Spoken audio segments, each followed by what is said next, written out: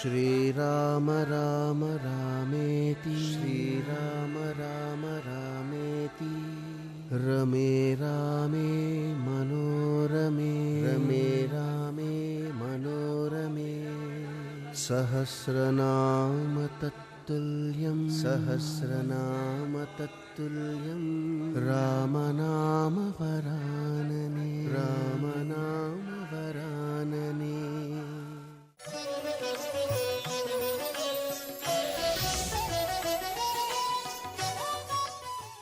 రెక్కలున్నాయి ఎగరకుండా నువ్వు అందులో పడి ఉన్నావు ఇన్నాళ్ళ నుంచి.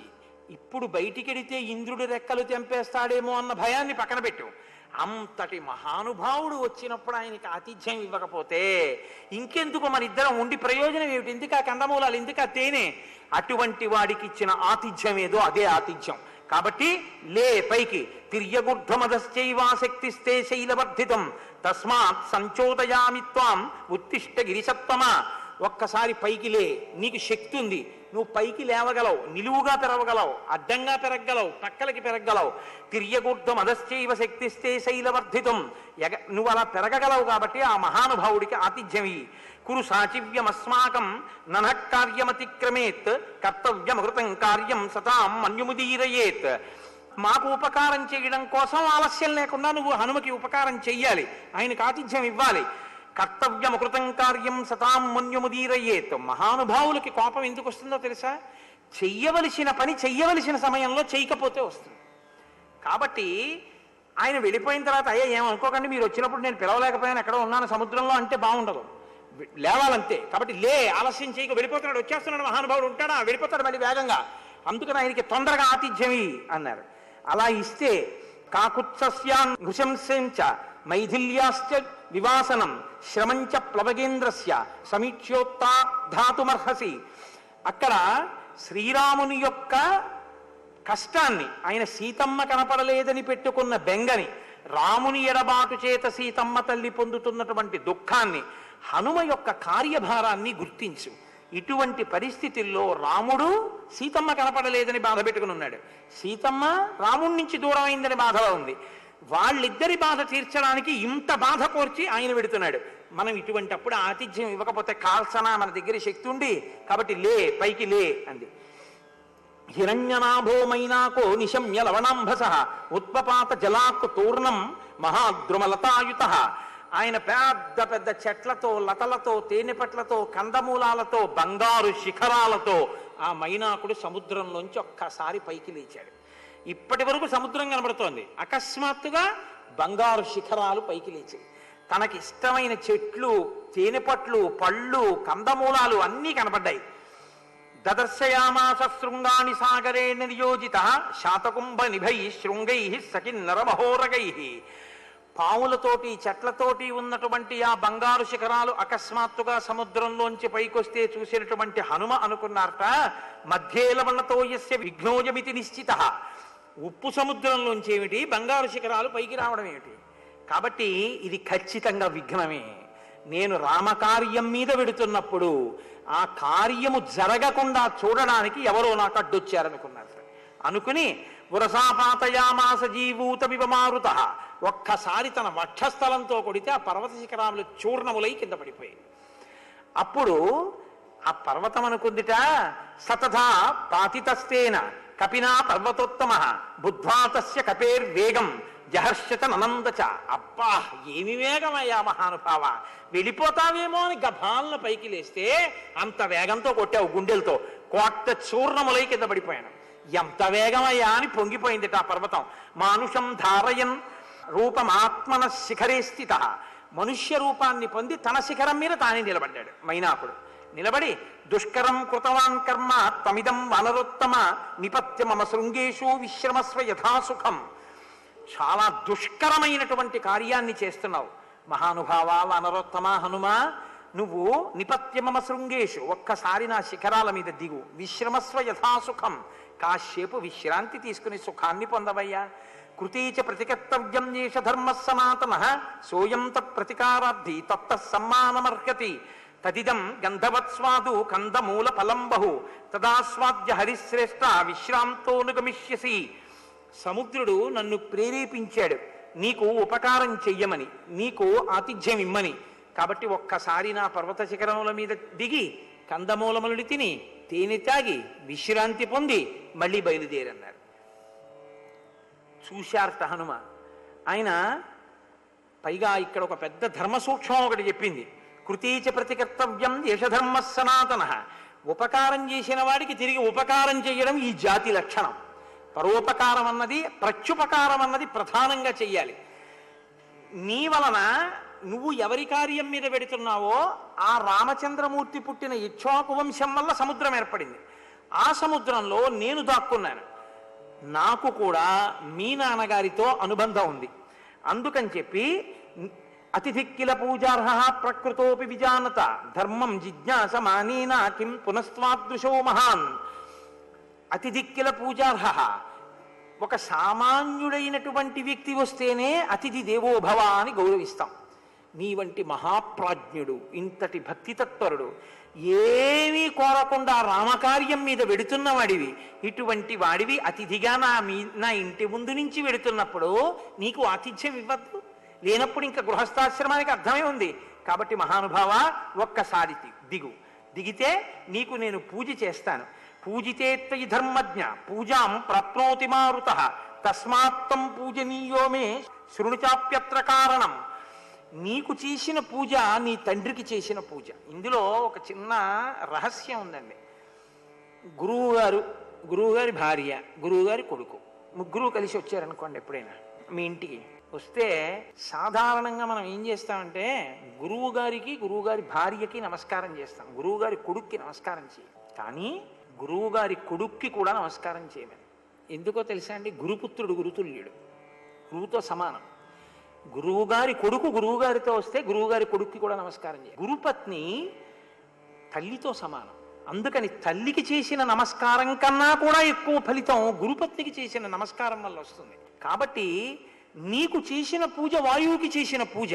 వాయువుతో నాకు మిత్రత్వం ఉంది, వాయువు నాకు ఉపకారం చేశాడు. కాబట్టి నేను నీకు ఉపకారం చెయ్యొద్దు? నేను నీకు పూజ చేస్తే నీ తండ్రికి పూజ చేసినట్టు. కాబట్టి మహానుభావ, నీకు నేను పూజ చెయ్యాలి. ఏమిటి మిత్రత్వం మా నాన్నగారితో నీకు అంటావా?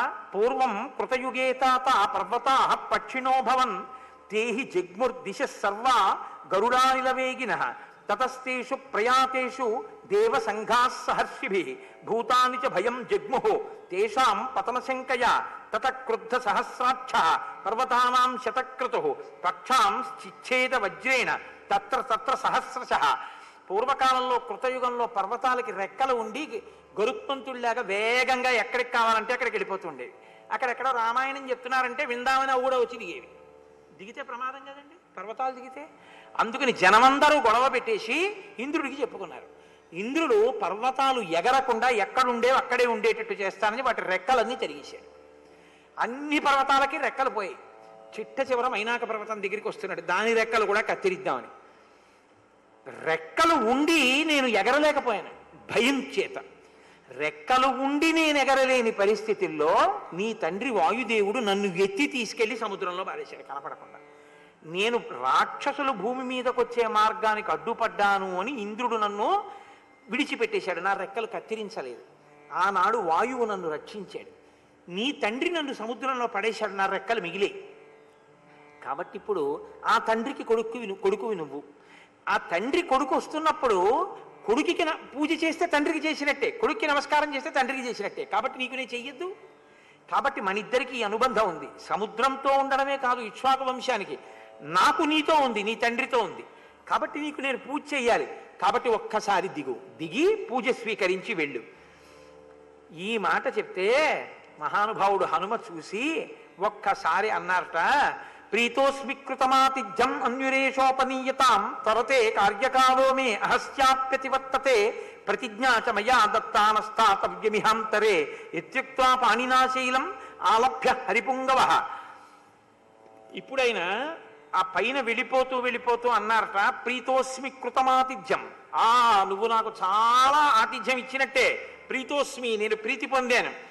అన్యురేషోపనీయతాం తరతే కార్యకాలో మే హస్త్యాప్యతివర్తతే నేను తొందరగా వెళ్ళిపోవాలి. అవతల సూర్యాస్తమయం అయిపోకుండా నేను 100 యోజనముల సముద్రాన్ని దాటి వెళ్ళిపోవాలి. ప్రతిజ్ఞాతమయా దత్తానస్తాతవ్యమిహాంతరే, నేను ప్రతిజ్ఞ చేశాను, మధ్యలో ఎక్కడ ఆగనని. ఎక్కడ చేశారు? యథారాఘవ నిర్ముక్త శరస్వసన విక్రమ అన్నారుగా. రామచంద్రమూర్తి చేత ప్రయోగింపబడిన బాణం ఎలా పెడుతుందో అలా పెడతానన్నారు. రాముడు ప్రయోగించిన బాణం పెడుతూ మధ్యలో ఓ పండితిని వెళ్ళదుగా. కాబట్టి నేను మాత్రం ఎలా ఆగుతాను? ప్రతిజ్ఞాభంగం అవుతుంది, ఆగకూడదు, వెళ్ళిపోవాలి. కాబట్టి నువ్వు నాకు ఇచ్చినట్టే నేను పుచ్చుకున్నట్టే, ఇదిగో అనోసారి చెయ్యేశారు. అంటే ఎంత మర్యాదగా మాట్లాడతారో చూడండి, ఎంత అందంగా మాట్లాడతారో చూడండి. అవతల వారు చిన్నబుచ్చుకోకుండా చక్కగా ఒక్కసారి అలా మాట్లాడేసి ఆయన బయలుదేరి ముందుకు వెళ్ళిపోయారు. వెళ్ళిపోతే ఆ దేవతలందరూ కూడా ఋషి సంఘాలు చూసి అన్నాయిట, తద్వితీయం హనుమతో దృష్ట్వా కర్మ సుదుష్కరం ప్రశంసు సురాసర్వే సిద్ధాశ్చ పరమర్శయ. దేవతలు సిద్ధులు అందరూ అన్నారట, రెండవ దుష్కరమైన కర్మ చేశావు అన్నారు. మరి మొదటిదేమిటి? పర్వతం సముద్రంలోంచి పైకొస్తే చెయ్యి పెట్టి వెళ్ళిపోయారు తప్ప అక్కడ ఆగలేదు. మొదటిది ఇది ద్వితీయమైతే మరి రెండోది ఏమిటి? ప్రథమం ఏమిటి? ఏషా. అసలు సంకల్పం చేయడం గొప్ప. అసలు అలా వెడతానన్న సంకల్పం చాలా గొప్ప. వెడతానన్న సంకల్పం ఉన్నా మేరు పర్వతం లాంటిది ఎదురొస్తే దిగకుండా ముట్టుకుని వెళ్ళిపోవడం రెండో గొప్ప. ఇప్పుడు ఆయన వెళ్ళిపోయారు హనుమ, ఇంద్రుడు వచ్చాడు. రెక్కలతో నిలబడిందిగా మరి పర్వతం. ఇప్పుడు దాని రెక్కలు కత్తిరించేయద్దు, పైకి లేచింది కాబట్టి. ఇంద్రుడు అన్నట్ట, హిరణ్యనాభ శైలేంద్ర పరితుష్టోస్మితే భృశం అభయంతే ప్రయచ్ఛామి తిష్ట సౌమ్య యథాసుఖం. ఓయ్ నాయన, బంగారు శిఖరములు కలిగినటువంటి వాడా, నువ్వు నేను చంపుతానన్న భయం ఉన్నా రెక్కలు పోతే పోయాయి కానీ రామకార్యం మీద వెడుతున్న హనుమకి ఉపకారం చెయ్యాలని పైకి లేచి ఆకాశంలో నిలబడి హనుమకి ఆతిథ్యం ఇస్తాను అన్న కారణానికి నీ రెక్కలు నేను తరగను, నీ రెక్కలు నీకుంటాయన్నారు. ఇప్పుడు ఏమైంది? రామకార్యం కాదు, రామకార్యం మీద వెడుతున్న వాడికి సాయం చెయ్యడం కాదు, సాయం చేస్తానంటే ఇంత తేనె తాగండి అన్నందుకు, ఇన్ని 2 పళ్ళు తినండి అన్నందుకు ఉన్న రెక్కలు నిలబడ్డాయి. మాట సాయం చేస్తే కాలిపోయిన రెక్కలు వచ్చాయి. ఇక రామ కార్యం మీద వెళ్ళినవాడు ఏం పొందాలి? రాముడి కౌగిలింత పొందుతాడు. ఇది హనుమ యొక్క గొప్పతనం. కాబట్టి ఇప్పుడు అటువంటి స్థితిని పొందారు. ఇందులో దుష్కరం అన్నప్పుడు సాధనాపరంగా ఉన్నప్పుడు పెద్దలు ఒక విషయాన్ని చెప్తుంటారు. మేరు పర్వతాన్ని ఆయన కాదన్నాడు. మేరు పర్వతం అంటే బంగారు శిఖరం. మామూలుగా బంగారానికి ఉండేటటువంటి లక్షణం ఏమిటంటే లోభత్వాన్ని కల్పిస్తుంది. ఇప్పుడు ఇంటికి వెళ్ళి ఉత్తరీయం ఉందనుకోండి, తీసేసి చెమట పడితే ఏదో గుమ్మిలో పారేస్తాం, లాల్చి విప్పో గుమ్మిలో పారేస్తాం, పంచి తీసి అవతల భూమిలో పారేస్తాం. రుద్రాక్షలు తీసి అలా గుమ్మిలో పడైనాం. తీసుకెళ్ళి ఓ బీరువా తీసి, ఓ చెస్ట్ తీసి, దాని పక్కన ఉన్నటువంటి మళ్ళీ ఓ పళ్ళెం లాంటి తోసి అందులో పెడతాం, ఓ భరిణలో పెట్టి. ఎందుకు? రుద్రాక్షల మీద భక్తి ఉంటే బాగానే ఉండను, దానికి బంగారంతో చేయించాం, అది దాని అల్లరంతా. బంగారం లోభకారకం. బంగారం ఎప్పుడు దాచుకుందాం ఉంటుంది. రామకార్యం మీద పెడుతున్నటువంటి వాడికి ఆతిథ్యం ఇస్తానన్న కారణానికి ఉన్న రెక్కలు నిలబడ్డాయి. అంటే రామకార్యం ఎంత గొప్పదో చూపిస్తున్నారు మహర్షి. ఇందులోనే లోభకారకాన్ని తిరస్కరించడం అన్న మాట వేరు, దాని యందు మోహం లేకుండా ఉండగలగడం, ఇది చూపిస్తున్నారు. ఇది ఎలా ఉంటుందంటే, నేను మీకు దానికి సరి అయినటువంటి ఉదాహరణ చెప్పాలి అంటే, త్యాగరాజస్వామి భిక్షాటనకి వెడితే ఆయన ఏం పుచ్చుకోరు అని చెప్పి ఒక ఆయన ఏం చేశారంటే, ఆయన ఎంతో సంతోషంగా కీర్తన పాడుకుంటూ వెళ్ళినప్పుడు ఆయన యొక్క జోలెలో బంగారు కాసులు వేశారు. వేస్తే ఆయన ఏం చేశారంటే ఇంటికి తీసుకొచ్చి చూశారు. చూస్తే అందులో బంగారు కాసులు ఉన్నాయి. అయ్యయ్యో, అన్నం అపవిత్రం అయిపోయింది, ఈ బంగారు కాసులని పెంటకొప్ప మీద పోసేసి ఆయన అన్నారు, నిధి చాలా సుఖమా రాముని నిధి చాలా సుఖమా అని కీర్తన చేశారు. రామకృష్ణ పరమహంస ఏమిటో ఈయన డబ్బులొద్దు అంటాడో, అసలు ఈయన సంగతి ఏమిటో చూద్దామని ఆయన తలగడా కింద రూపాయి కాసు పెట్టారు. వివేకానందుల వారి రూపాయి కాసు పెట్టారు చూద్దామని. రామకృష్ణ పరమహంస పడుకోవడానికి వెళ్ళారు లోపలికి. వెళ్ళి ఆయన తల్పం మీద పడుకుని తలగడా మీద తల పెట్టుకుని పైకి లేచి మంటలు నడిచారు. ఏమైందని లోపలికి శిష్యులు పరిగెత్తుకొచ్చి ఏమిటి మంటలు అన్నారు. ఇందులో ఎక్కడన్నా ఏమైనా డబ్బు పెట్టారా ఏమిటి, నా ఒళ్ళు మండిపోతోందన్నారు. ఆయన చూస్తే రూపాయి కాసు ఉంది, తీసేశారు. కాబట్టి అయం వాతాత్మజ శ్రీమాన్ ప్లవతే సాగరోపరి హనుమాన్ నామ తస్యత్వం ముహూర్తం విఘ్రమాచర. ఇప్పుడు అక్కడ ఉన్నటువంటి దేవతలు, ఆ మిగిలినటువంటి ఇతర సిద్ధులు సాధ్యులు మొదలైనటువంటి వాళ్ళు సురస అనబడేటటువంటి నాగమాతతో చెప్తున్నారు, అమ్మా అయం వాతాత్మజ శ్రీమాన్ ప్లవతే సాగరోపరి, సముద్రం మీద వెళ్ళిపోతున్నారు. ఆయన పేరు హనుమ. హనుమాన్నామ తస్యత్వం ముహూర్తం విఘ్రమాచర. కొద్దిగా ఒక్కసారి అసలు అంత శక్తితోనూ వెళ్ళగలడా వెళ్ళలేడా? ఏది అమ్మా, ఒక పరీక్ష పెట్టి చూడు, ఒక విఘ్నం ఒకటి ఆయనకి ఇస్తే ఏం చేస్తాడో చూద్దాం. రాక్షసం రూపమాస్తాయ సుఘోరం పర్వతోపమం దంస్ట్రా కరాళం పింగాక్షం వక్త్రం కృత్వా నభస్సమం బలమిచ్ఛామహే జ్ఞాతుం భూయశ్చాస్య పరాక్రమం త్వాం విజేష్యత్యుపాయేన విషాదం వాగమిష్యతి. నువ్వు భయంకరమైనటువంటి రాక్షస రూపాన్ని పొంది, దక్ష ప్రజాపతి యొక్క కూతురు సురస నాగమాత, నువ్వు భయంకరమైన రాక్షస రూపంతో పర్వతాకారంతో ఆయన దారికి అడ్డుగా నిలబడి ఆయనకి విఘ్నాన్ని కల్పించు. ఏం చేస్తాడో చూద్దాం. బలాన్ని చూపిస్తాడా, పౌరుషాన్ని చూపిస్తాడా, బుద్ధి బలాన్ని చూపిస్తాడా, ఆయన ఎలా ప్రవర్తిస్తాడు అన్నదాన్ని చూద్దాం. కాబట్టి అమ్మ ఏది ఒక్కసారి ప్రతిబంధకాన్ని కల్పించు అన్నారు. ఇది మనకి కొంచెం కష్టంగానే ఉంటుంది పైకి చూడడానికి. ఏమిటంటే రాక్షసులు ఎవరైనా చేస్తే అర్థం ఉంది, కానీ నాగమాత సురసని వీళ్ళే అలా ప్రేరేపించడం ఏమిటండి? పువ్వులు కురిపించిన వాళ్ళే ఇలాంటి పనులు చేస్తే రామకార్యానికి వాళ్ళు అడ్డు రాలేదా అని కాదు. ఒక్కొక్కసారి కించిత్ బాధ పెట్టి శాశ్వత బాధ తొలగిస్తారు. మీరు చూడండి, పోలియో వ్యాక్సిన్ అని ఇస్తారు, రోగ నిరోధక ప్రక్రియ. పోలియో వ్యాక్సిన్ ఇచ్చినప్పుడు పోలియోని మీకు కల్పించగలిగిన క్రిమిని మీ శరీరంలో పెడతారు. అందుకే ఫ్రిడ్జ్లో అట్టి పెడతారు కదండి. అది చచ్చిపోకుండా పోలియో వ్యాధిని కల్పించగలిగిన క్రిమిని జాగ్రత్తగా ఫ్రిడ్జ్లో పెట్టి దాన్ని మీ శరీరంలోకి ఎక్కిస్తారు. ఎక్కిస్తే శరీరంలో ఉండేటటువంటి రక్త కణాలు ఆ పోలియో క్రిమితో యుద్ధం చేస్తాయి. యుద్ధం చేసి దాన్ని చంపేస్తాయి. చంపేసినప్పుడు జ్వరం వస్తుంది. అందుకే టీకా వేయించుకుంటే జ్వరం వస్తుంది. ఒక్కరోజు జ్వరం వస్తుంది, కానీ తర్వాత ఎప్పుడైనా పోలియో క్రిములు లోపలికి వెళ్ళాయి అనుకోండి, వాటిని ఎలా చంపేయాలో రక్త కణాలకు అలవాటు అవుతుంది. జీవితంలో పోలియో రాదు. 2 రోజులు పిల్లాడికి జ్వరం వచ్చినా పర్వాలేదు, కానీ పోలియో వచ్చి అంగవైకల్యం రాకుండా ఉండడం మంచిది కదా. శాశ్వత ప్రయోజనాన్ని దృష్టిలో పెట్టుకుని కించిత్ ఇబ్బందిని కల్పించినట్టు ఎదరెదర ఈయనకి చాలా బుద్ధిబలం అవసరం అవుతుంది. శరీర బలంతో పాటు గొప్ప బుద్ధిబలం కూడా అవసరం అవుతుంది. ఒక్కసారి అమ్మ విఘ్నాన్ని కల్పించి చూద్దాం అని వాళ్ళందరూ కోరితే ఆ తల్లి ఒక పెద్ద రాక్షసీ స్వరూపంతో వచ్చింది. అహం త్వాం భక్షయిష్యాన్ ప్రవిషేదం మమాననం, నువ్వు నా నోట్లోకి ప్రవేశించు అంటే ఆయన బుద్ధి బలానికి పరీక్ష పెట్టింది ఆవిడ. ఇప్పుడు ఏవ ముక్త సురసయ ప్రాంజలిర్వానరర్షభ ప్రహృష్టవదన శ్రీమాన్ ఇదం వచనమబ్రవీత్. ఇక్కడ మీరు గుర్తించవలసింది ప్రహృష్టవదన శ్రీమాన్. మంచి సంతోషంతో ఆయన జవాబు చెప్తున్నారు. బంగారం శిఖరాలు కనపడినప్పుడు కాదని వెళ్ళిపోవడం తేలిక. తనని బాధ పెట్టేటటువంటి రాక్షస స్వరూపం ఎదురుగుండా వచ్చి నిలబడి నువ్వు నోట్లోకి రా అంటే, అయ్యి బాబోయ్ ఆ బంగారం శిఖరం మీద కాసేపు కూర్చున్నా గొడవ వదిలిపోయేదేమో, ఈవిడ వెళ్ళిపోయేదేమో, ఇదేంటి ఈవిడొచ్చింది అని అప్పుడు మోదం లేకుండా ఉండడం ఎంత గొప్పదో, ఇప్పుడు ఖేదం లేకుండా ఉండడం కూడా అంతే గొప్పది. మోదం ఖేదం రెండూ లేకుండా ఉండాలి కదండి, అప్పుడు దీన్ని కూడా గెలిచినట్టు. కాబట్టి ఇప్పుడు ఆవిడ నా నోట్లోకి రా అంటే ఆయన ప్రహృష్టవదన శ్రీమాన్ అంటారు మహర్షి. మంచి ప్రహృష్టమైనటువంటి వదనంతో, అంటే సంతోషము లోపల ఉన్నది పైకి వ్యక్తమైంది. ఎందుకని? పుటం పెడితే కదండి బంగారానికి వన్నీ వచ్చేది. రామకార్యం మీద పెడుతున్నప్పుడు ఇటువంటి ప్రతిబంధకాల్ని కాదని పెడితే కదండి సంతోషం.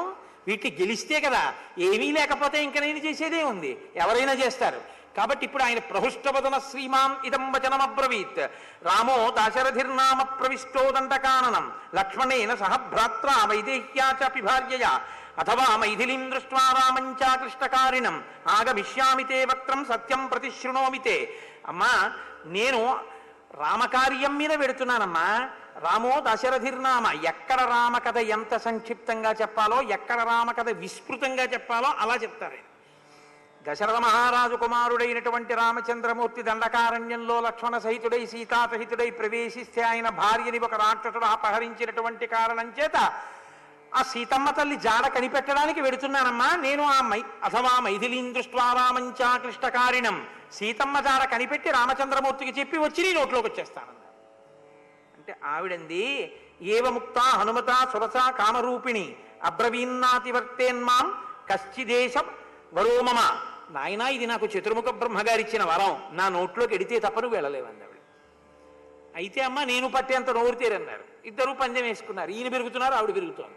ఆఖరికి ఆయన ఏం చేశారు? దీర్ఘజిహ్వం సురసయ సుఘోరం నరకోపమం సుసంక్షిప్యాప్తనక్కాయం బభూవ అంగుష్టమాత్రక. ఒక్కసారి బొటన వేలంత అయిపోయారు. చిన్ని స్వరూపం అయిపోయి నోట్లోకి కదు వెళ్ళమంది, నా నోట్లోకి కదు రమ్మంది. ఒక్కసారి లోపలికి వెళ్ళి పైకి వచ్చేసారు. వచ్చేసి అన్నారు, అమ్మా నువ్వు నోట్లోకి రమ్మన్నావు, నోట్లోకి వచ్చాను, వచ్చి బయటకు వచ్చేసాను కాబట్టి అమ్మ నేను ఇంకెళ్ళిపోవచ్చుగా. సర్వం శ్రీ ఉమామహేశ్వర పరబ్రహ్మార్పణమస్తు. స్వస్తి.